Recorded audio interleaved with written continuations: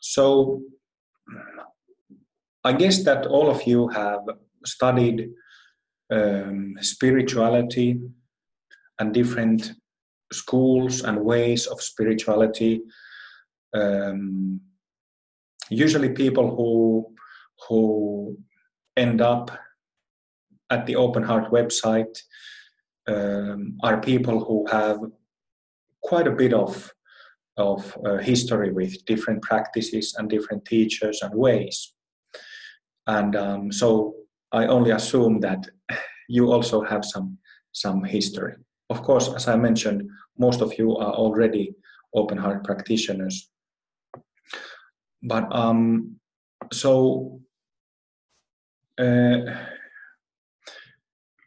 Buddhism, or, well, I was going to say that at least the way how I see Buddhism is, to me, well, let's put it that way. To me, Buddhism is about solving problems. And particularly what I mean with problems or problem is the problem of existential confusion.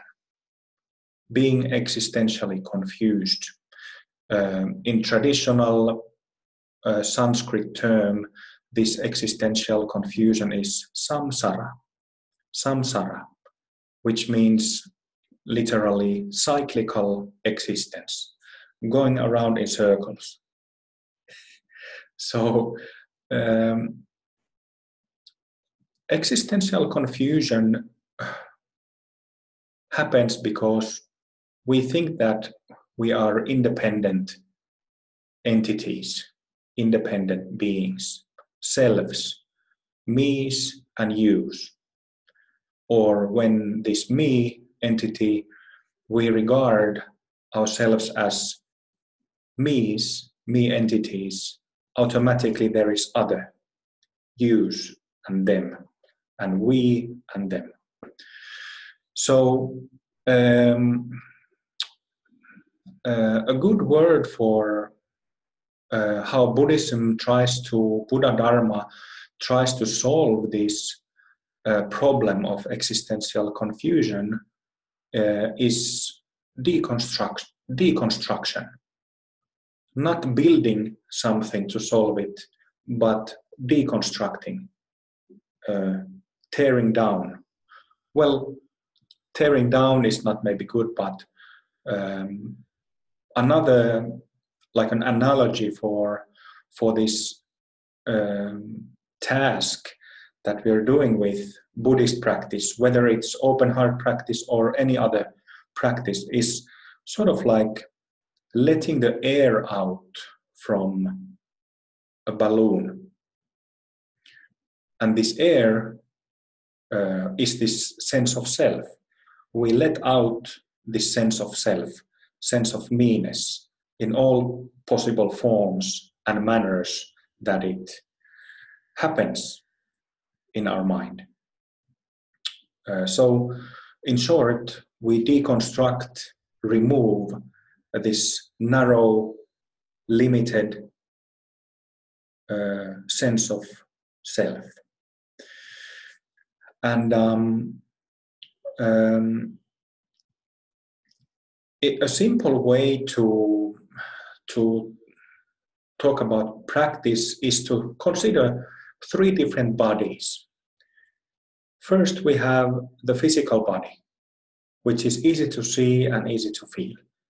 Because it's physical, it's very obvious to us. But then it gets way more tricky.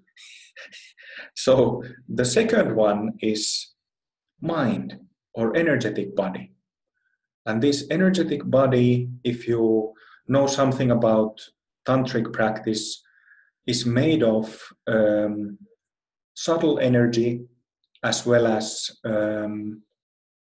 energy channels or subtle channels, Nadis, and energy centers, subtle centers or Chakras. So that's the second body. And the third body is that of awareness that we just focused on with the previous with the session we started with. So 3, physical, energetic or mind, and 3, awareness. These 3 bodies. And traditionally in Buddhism, these 3 bodies are called Nirmanakaya, Sambhogakaya, and Dharmakaya. This is a really simple explanation.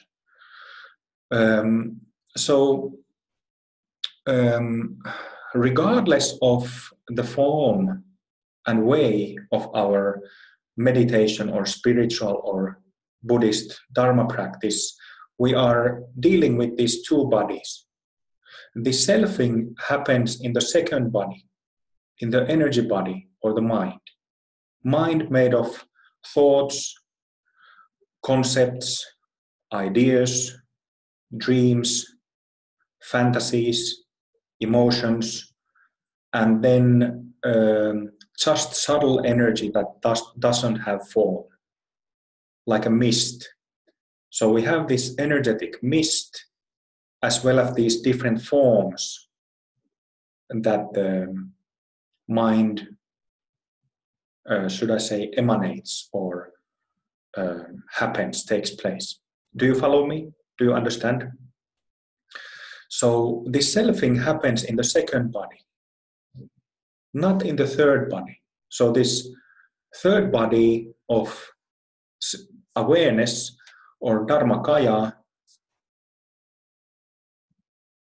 it just is.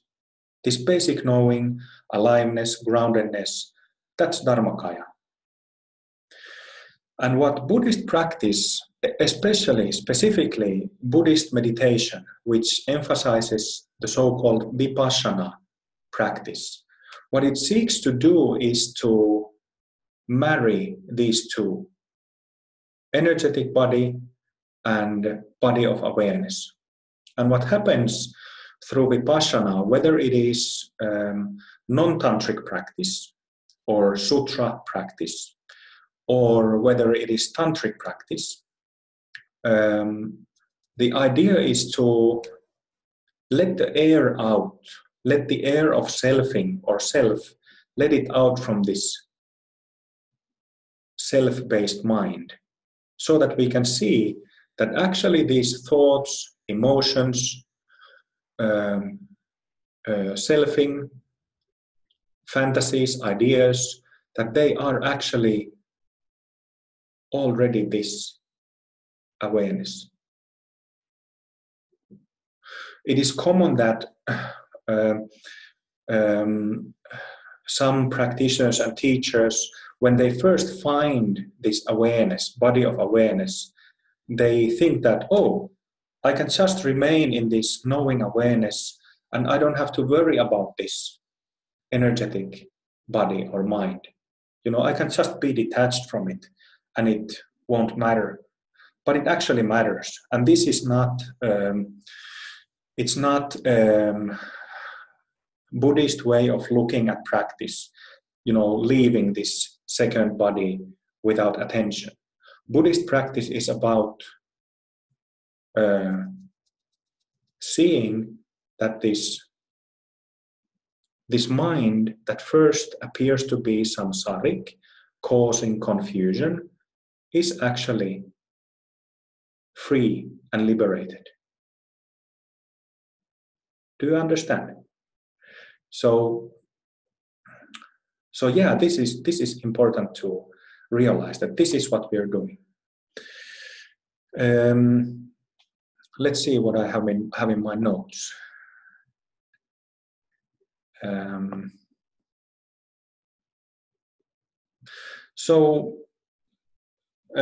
Selfing is stored in subtle channels and centers, nadis and chakras of the energy body.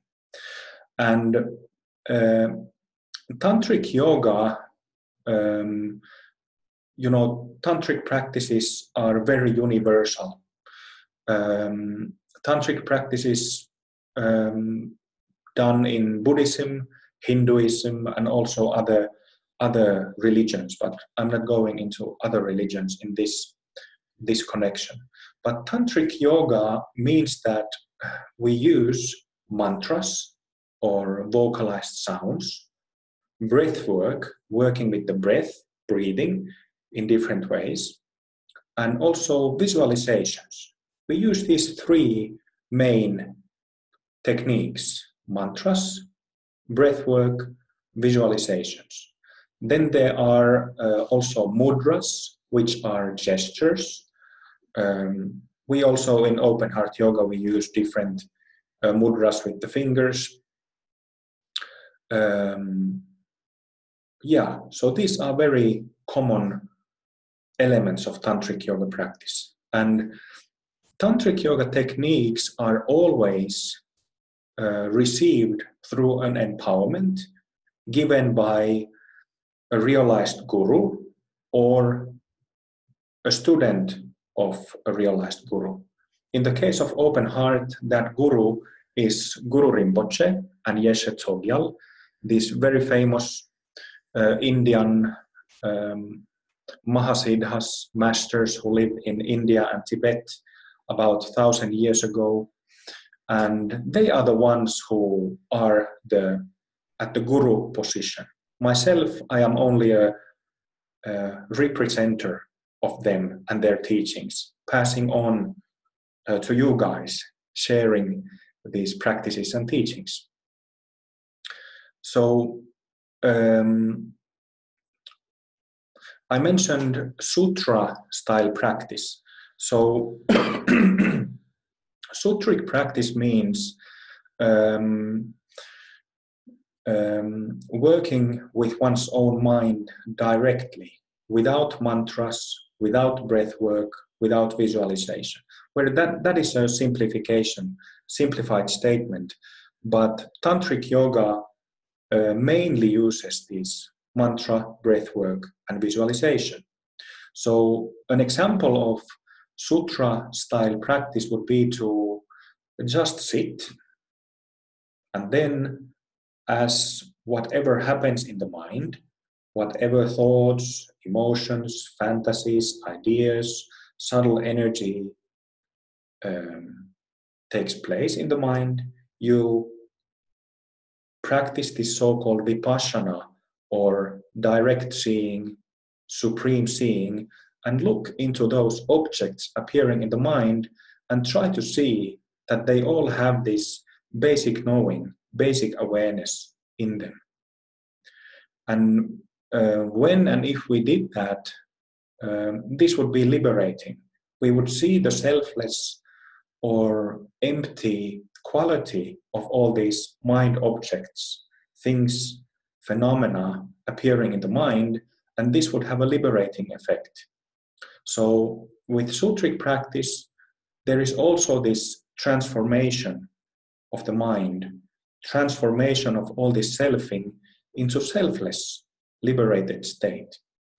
And this doesn't mean that we would stop thinking or having emotions or having all these things happening.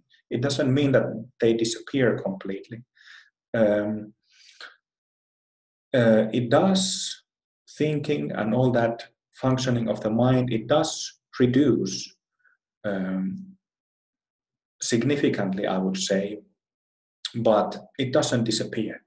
But what happens is that instead of having these self-based thoughts and emotions going around in the mind and reacting to them, when we see selfless of thought or emotion, selflessness of thought and emotion, this self-charge is freed, like the air is let out from a balloon, and then thoughts and emotions no longer bind or have this narrowing effect, narrow-minded effect.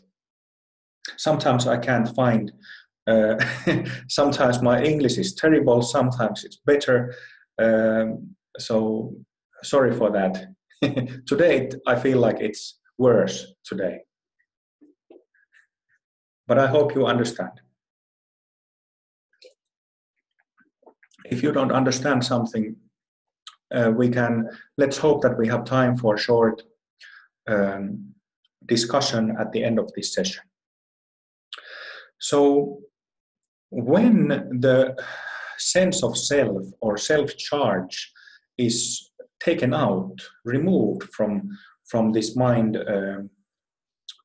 elements, mind phenomena, we see the so-called empty nature of mind.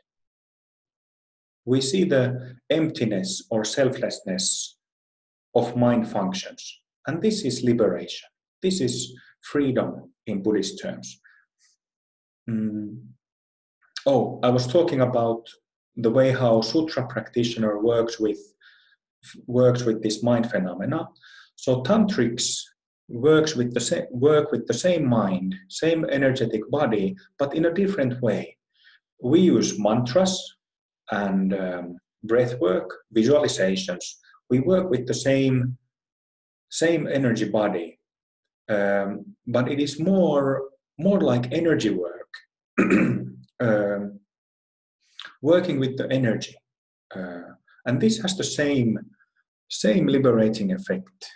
And this is called Tantric Vipassana, not Sutra Vipassana, but Tantric Vipassana.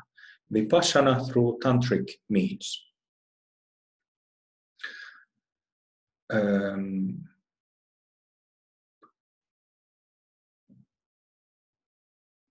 So in Open Heart, our main method is Open Heart Yoga, which is Tantric Yoga practice. And just like Tantric teachings in Buddhism, Hinduism, it has these main elements of mantra, breath, and visualization. But then in Open Heart Yoga, there are some unique aspects, which in my view, an understanding of Tantric Yoga in general, universally, makes it effective, very effective, uniquely effective, I would say. So a few of these, there might be others. I made these notes just before we started, so I might have forgotten some of these unique aspects, but one of them is that we practice many deities or archetypes of enlightened mind at the same time. So we don't only practice one deity at a time, but already in the first empowerment of Open Heart Yoga, there are 12 different deities. 12. In the second one, there is, now I forget how many there are, but I think it's 4 or 6 more. 3, 4. So in the second empowerment, there is 4 more. And how many in the third one, Carl? Is it 3 or 5? 6. So 6 more in the third empowerment. So altogether it's 22, right? I think 22. So if an advanced practitioner who has advanced a little bit in his or her Open Heart Yoga practice, they cultivate through mantric syllables, they cultivate 22 deities at the same time, not only one deity. And this makes it faster, the progress, clarification, this vipassanizing of mind, makes it faster. Another unique aspect of Open Heart Yoga is the so-called dynamic concentration, which means that we actually shout these mantric syllables. We also chant them or recite them, like is commonly done, like this.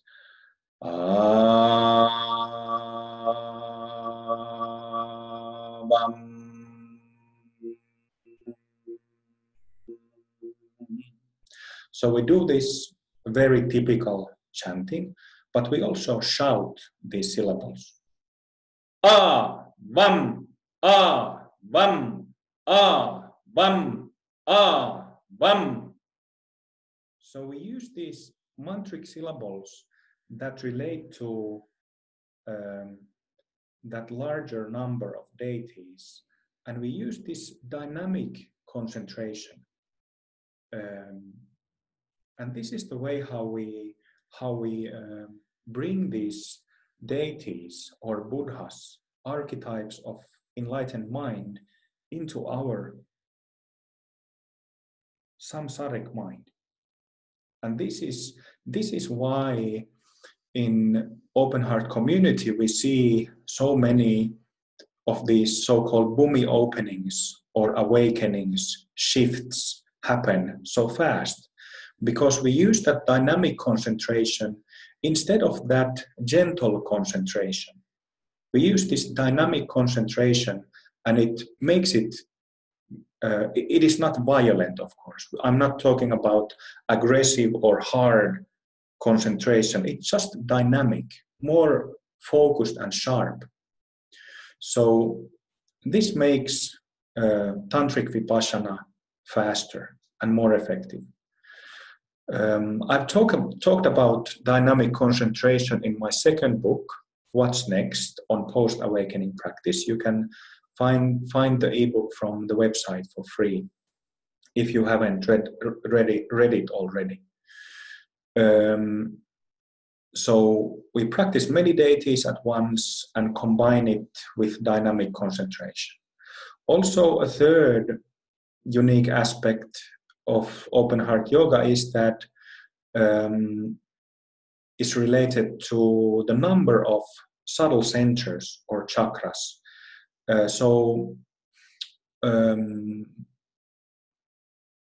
I think it is 46 different subtle centers that we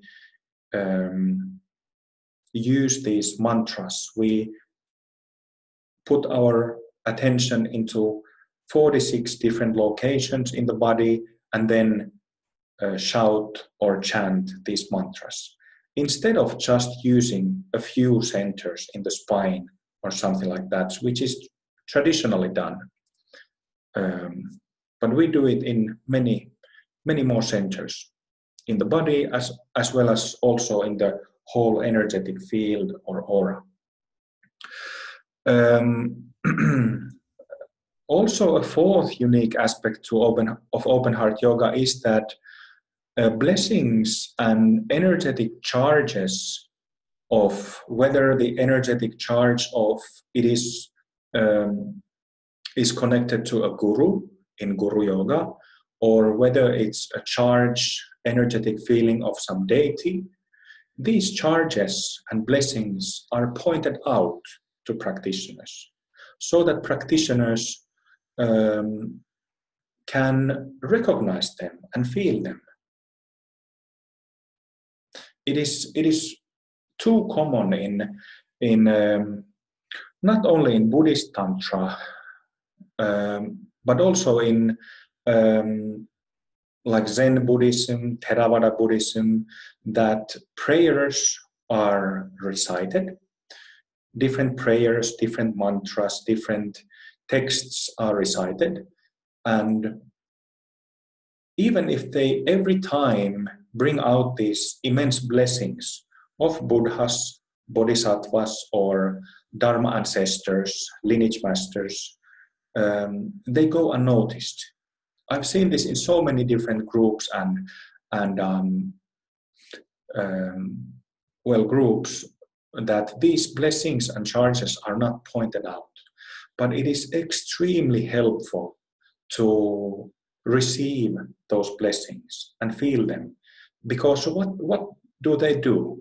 They reveal our basic state, this Buddha nature, this ever clear and perfect state of mind. So they are very, very helpful and useful in practice. I would maybe even say that I think it's a bit questionable that whether tantric practice is valid as tantric practice if these blessings and charges are not recognized and utilized in one's practice. Okay, so I think that's enough for the chat. And next, what I had in mind was to do some practice. But if you have some questions now before the practice about what I just said, feel free to ask. Also, if you need to go to toilet now before practice, please do.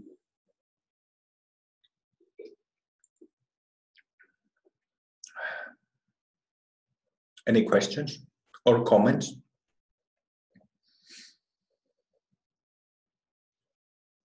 Yeah, I have a question actually about the basic knowing. Yes. I don't know what is this, but I use it as a pointer because I know when I feel it, my natural state is quite well recognized. I'm talking about the feeling that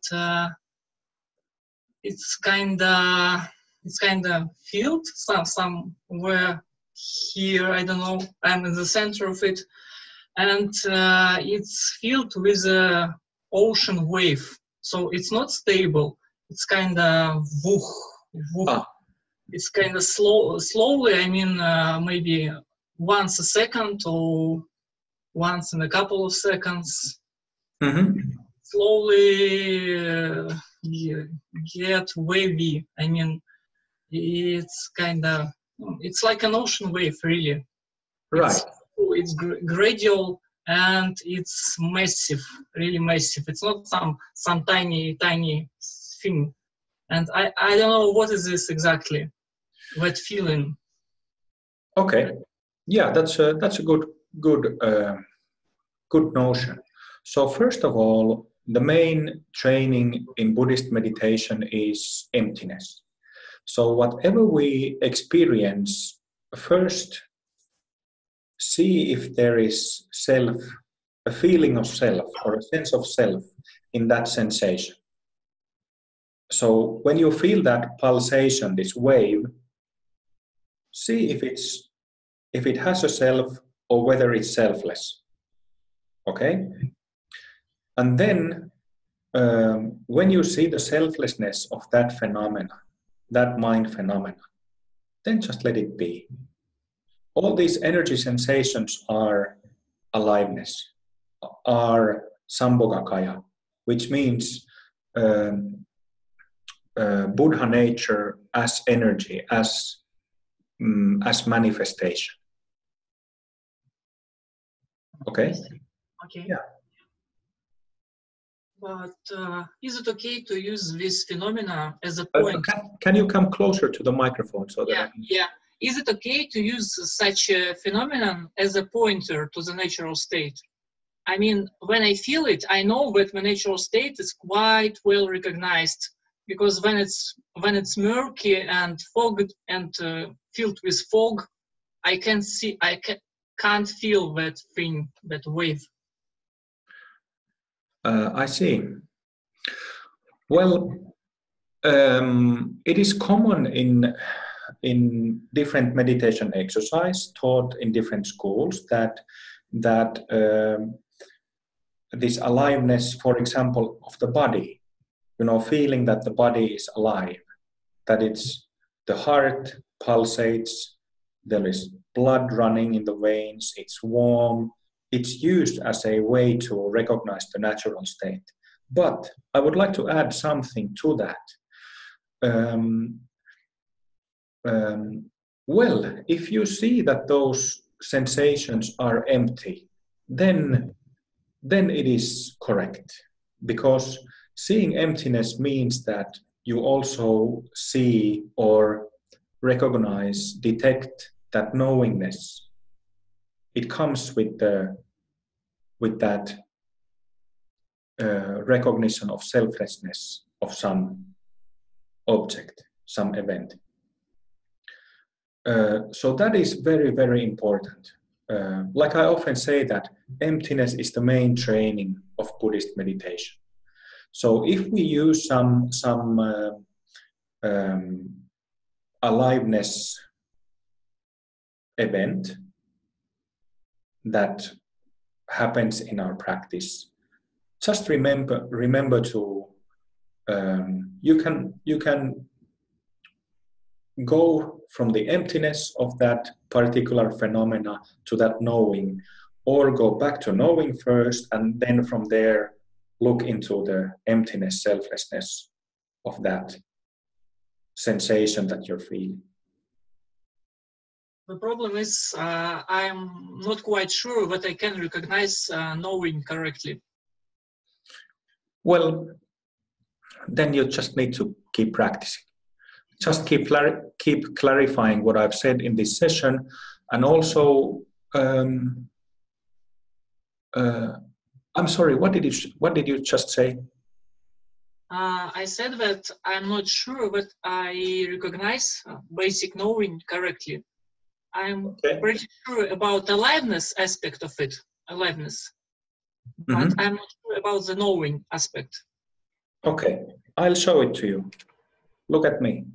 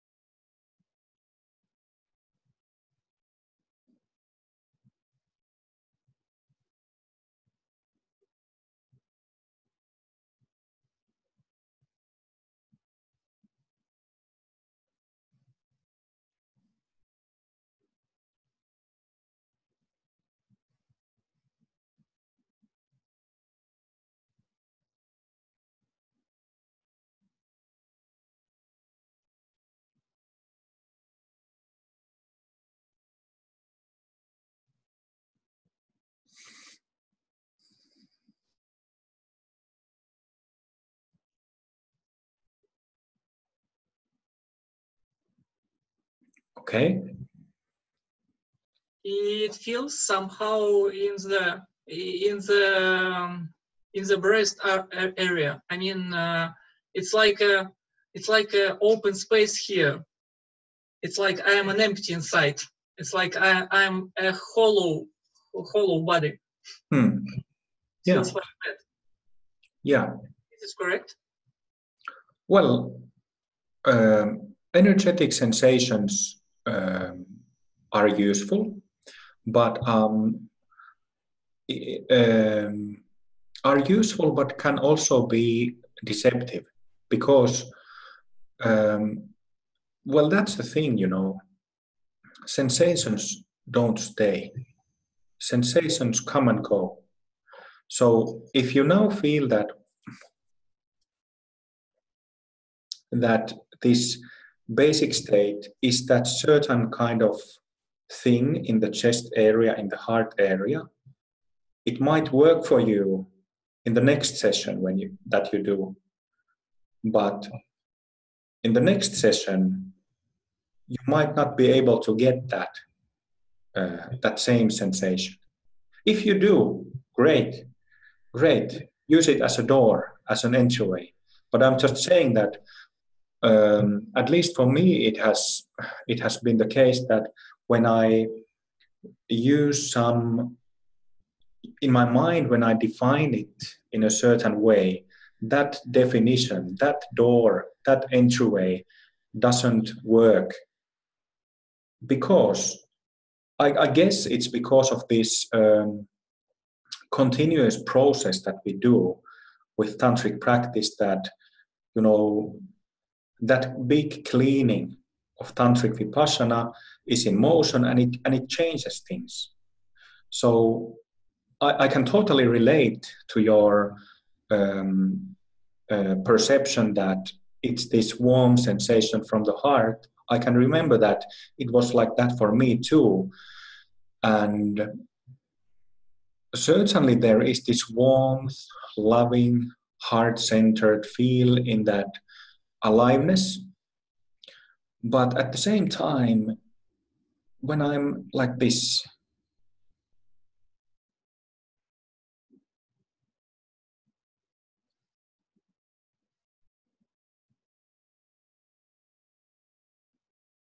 I don't feel anything in particular.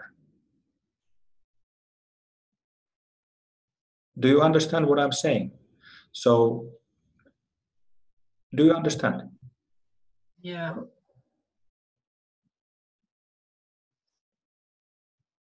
So you don't have any specific sensation you can relate to this experience. Exactly. Exactly so. That is my experience.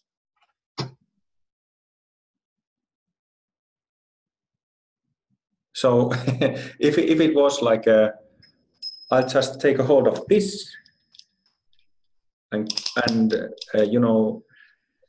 grab it and hold it, and that would be it.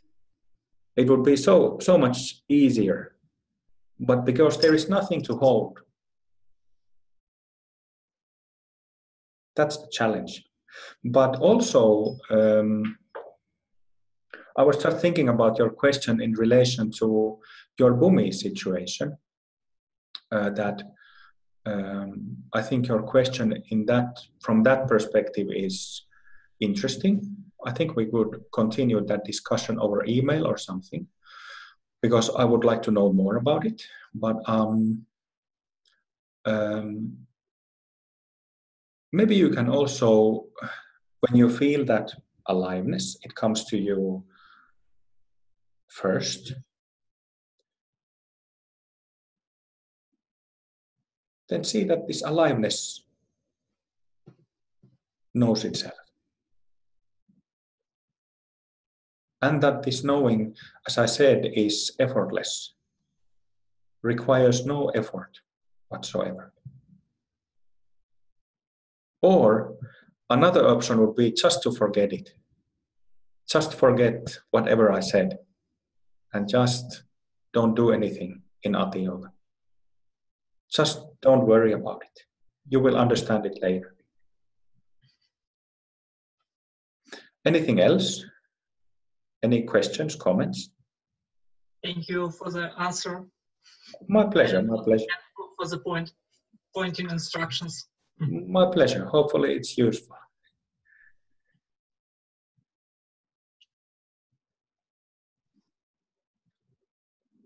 Anything else before we return to practice?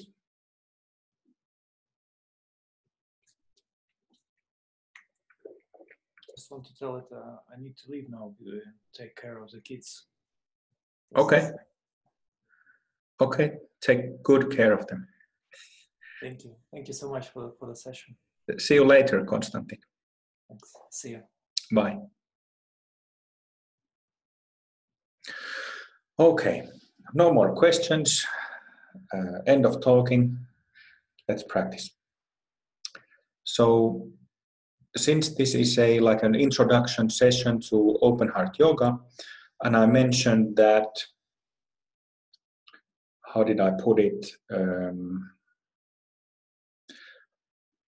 Blessings and energetic charges are pointed out to practitioners. I was thinking of doing something in relation to that. So sit in a good, upright, comfortable posture. The weight of the body rests on the sitting bones. The vertebrae of the spine resting on top of each other.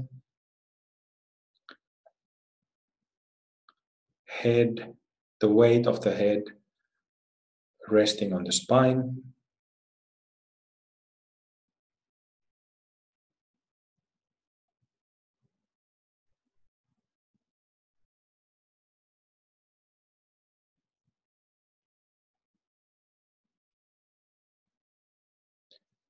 You can feel the body for a moment.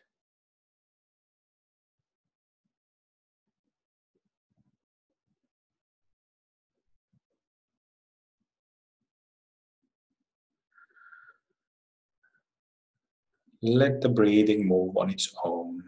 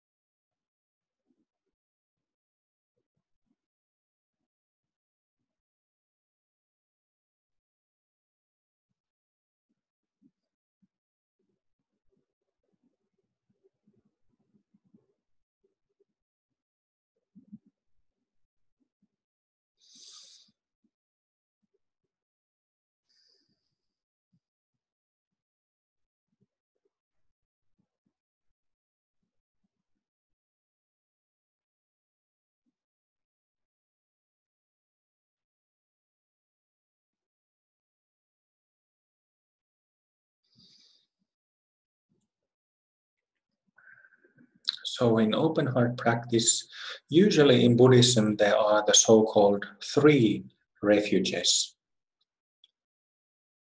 Refuges of Buddha, Dharma, and Sangha. In open heart practice, we have five. Guru, his pure land, and then the three common ones, Buddha, Dharma, and Sangha.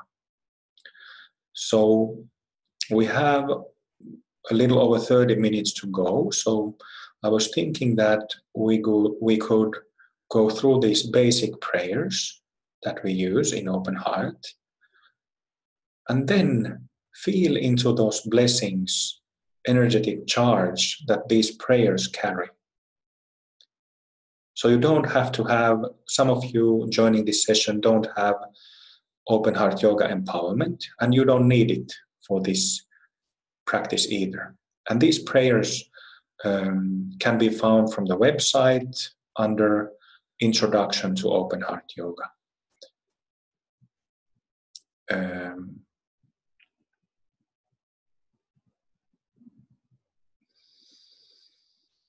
So feel into the body.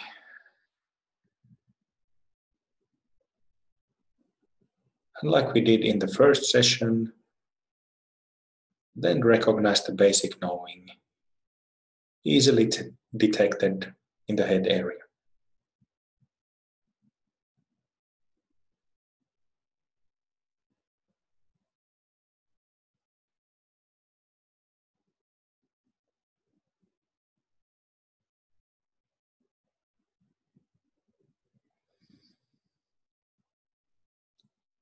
So the relative version of the five refuges is like this. I take refuge in the Guru. I take refuge in his pure land. I take refuge in the Buddha. I take refuge in the Dharma. I take refuge in the Sangha. So let's recite these 5 lines together 3 times altogether. I won't be able to hear you, but you can hear me.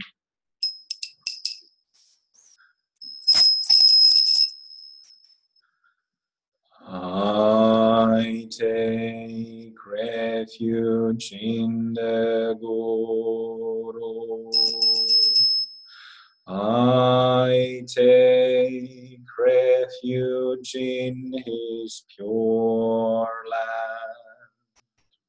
I take refuge in the Buddha.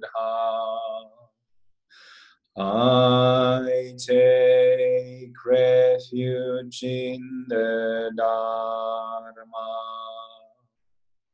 I take refuge in the Sangha. I take refuge in the Guru. I take refuge in his pure land. I take refuge in the Buddha.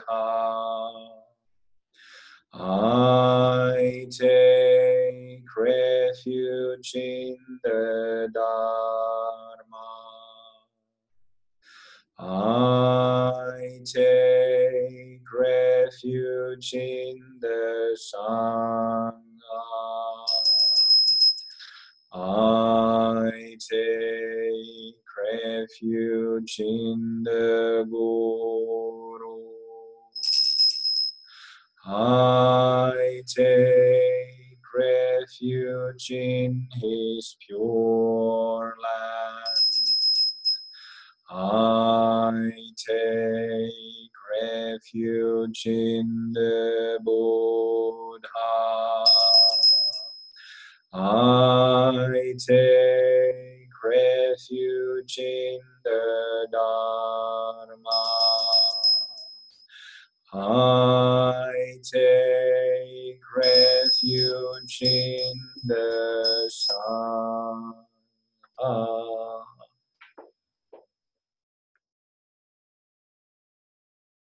simply feel.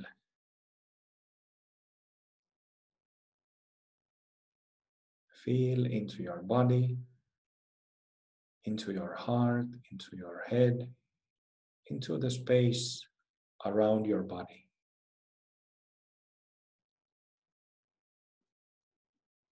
There is an energetic charge, blessing in the refuge. Connect with that. Connect your body-mind with that charge.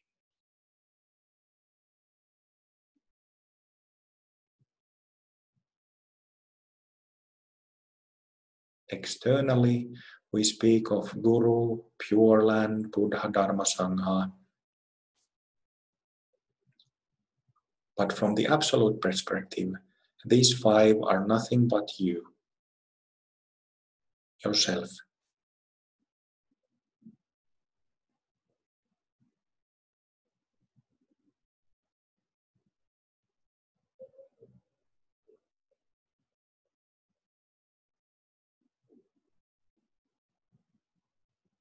From the absolute perspective, you are the Guru. Each of us. We are in the Pure Land. Each of us. We are Buddha. Each of us. We are Dharma. Each of us. We are Sangha. Every one of us.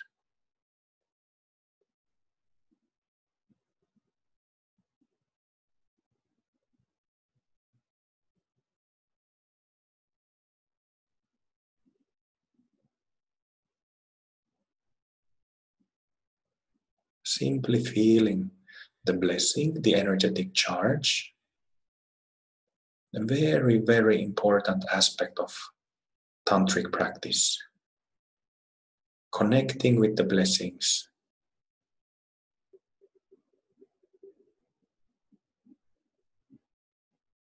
It would be silly to just chant through the prayer and not recognize this energetic charge. Leave it unrecognized.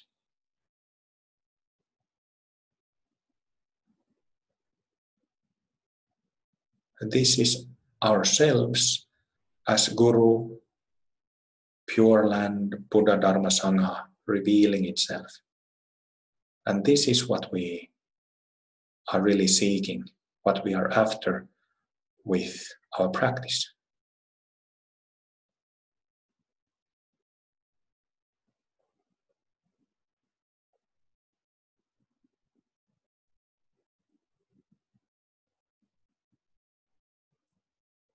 It stops our mind going around in circles.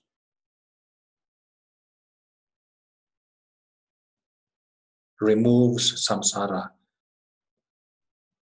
because the sense of self is removed, deconstructed.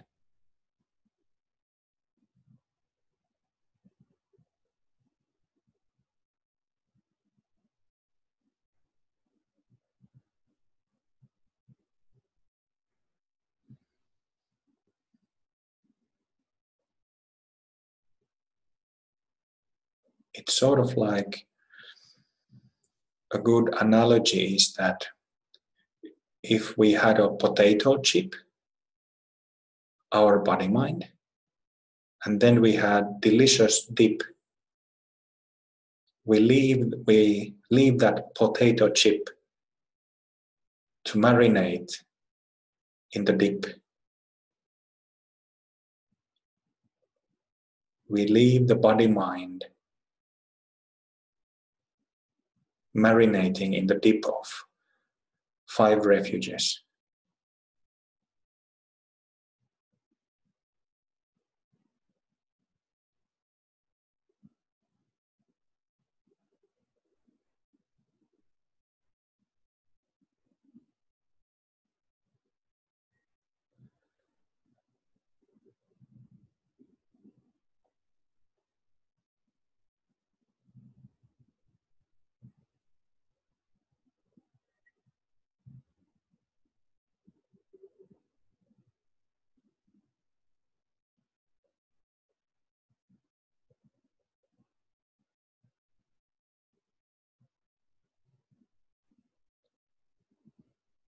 So this basic knowing doesn't change.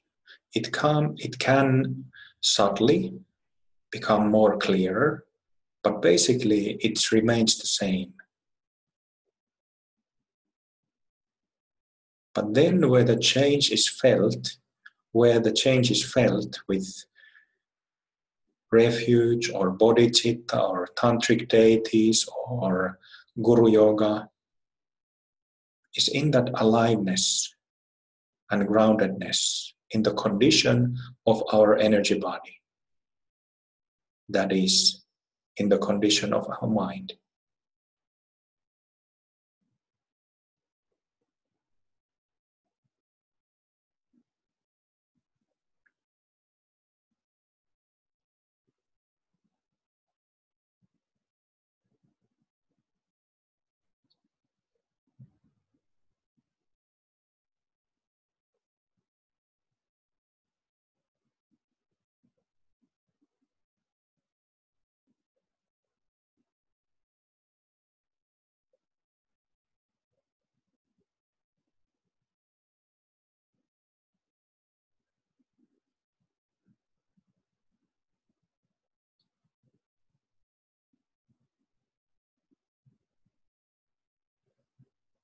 And there is a second version of the 5 refuges, which is the absolute refuge.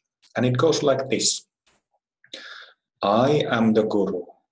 I'm in the Pure Land. I am the Buddha. I am the Dharma. I am the Sangha. Let's recite these 5 lines 3 times together.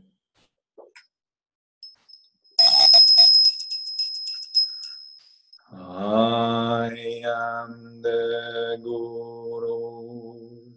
I'm in the Pure Land. I am the Buddha. I am the Dharma. I am the Sangha. I am the Guru. I'm in the Pure Land. I am the Buddha. I am the Dharma. I am the Sangha. I am the Guru. I'm in the Pure Land. I am the Buddha. I am the Dharma. I am the Sangha.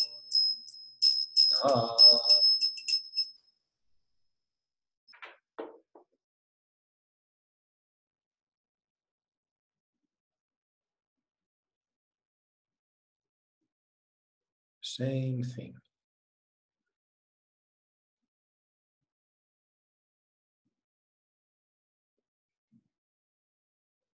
Recognizing our basic condition through the energetic charge.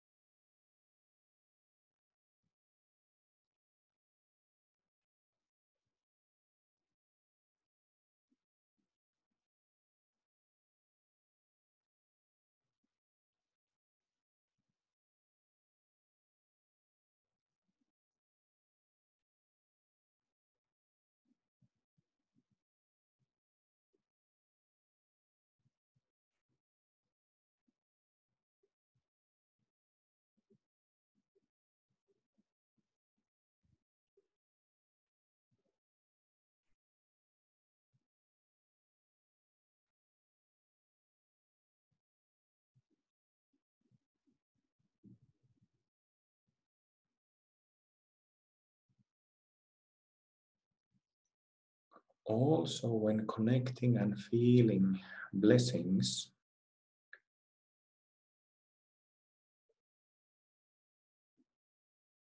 Try to look at them or feel them in a fresh way, not in an accustomed way, not routinely.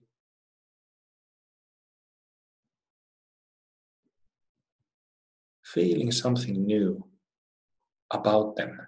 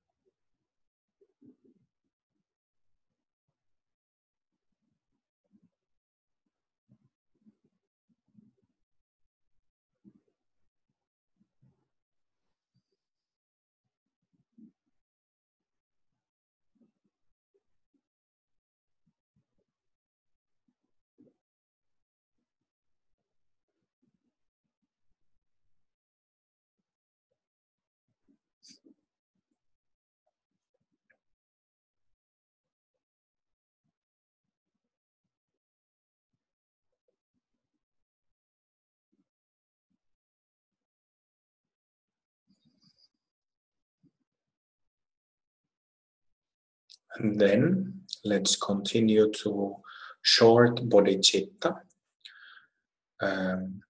prayer of compassion. First, the relative prayer, which goes, may all beings be free. 3 times together. Inhale. May all beings be free. May all beings be free. May all beings be free. All these beings around us, in all directions, we wish this existential freedom for them.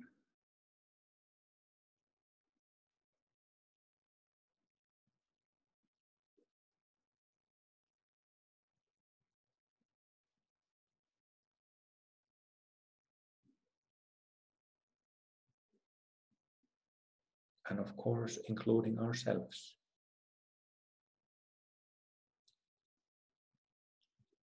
We do all the practices, commit to a path to enlighten ourselves for the sake of all sentient beings. That is bodhicitta, heart mind of enlightenment, compassion.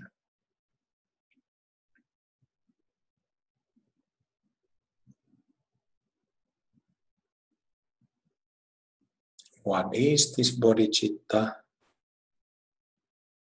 Feel it through bodhicitta prayer. Connect with the blessings.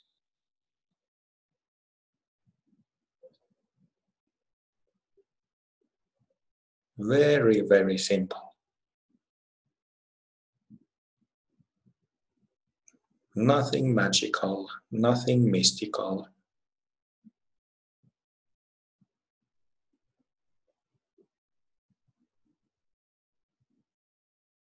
A very simple and straightforward practice.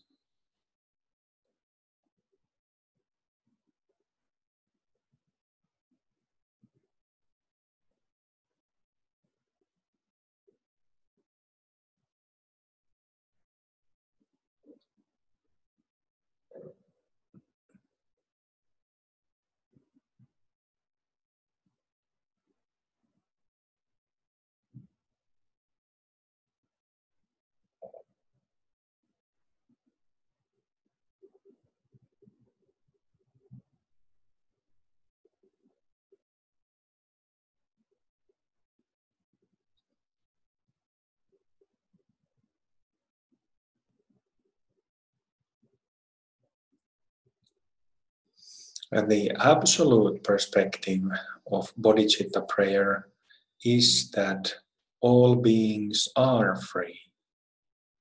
All beings are free. Let's recite that 3 times together. All beings are free. All beings are free. All beings are free.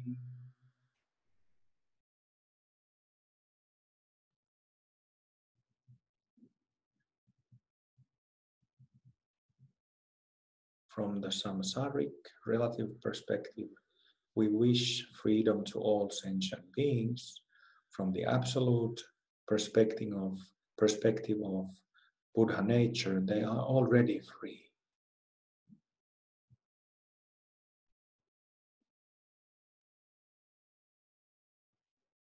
It may sound silly, but both are true.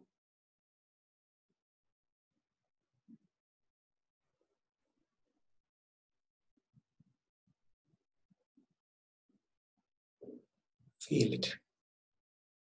How all sentient beings are already free, including yourself.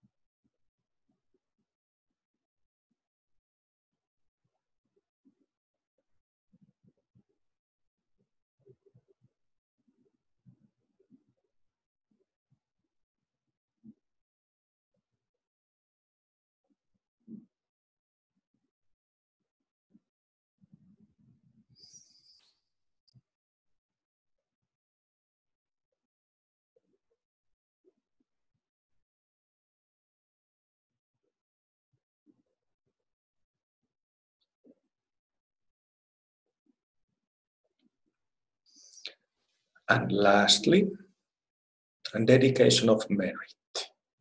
Just 2 sentences. Inhale. May all beings receive my accumulated merit.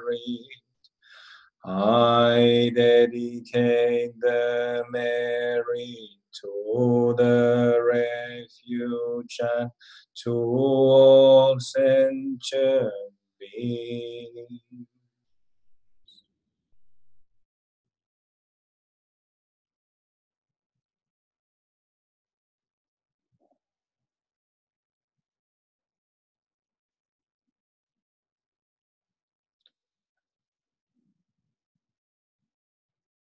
Feeling what happens there with the dedication. What is this merit? And what this dedication of merit to the refuge and sentient beings means?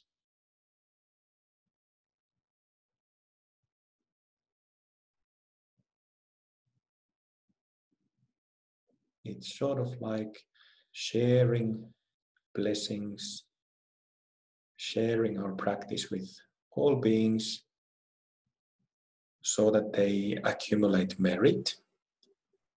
In other words, readiness for their liberation through practice, through Dharma.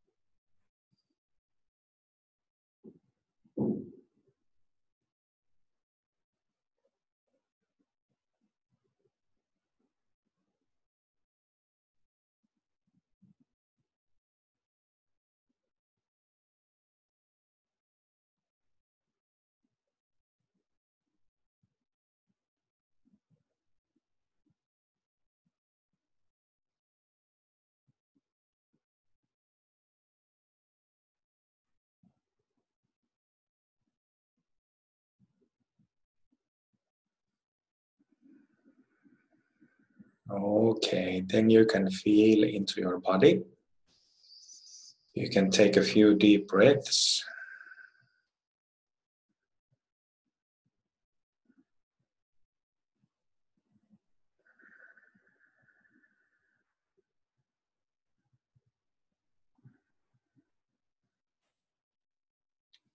And then join your hands. And again, as a sign of honesty and sincerity, make a bow.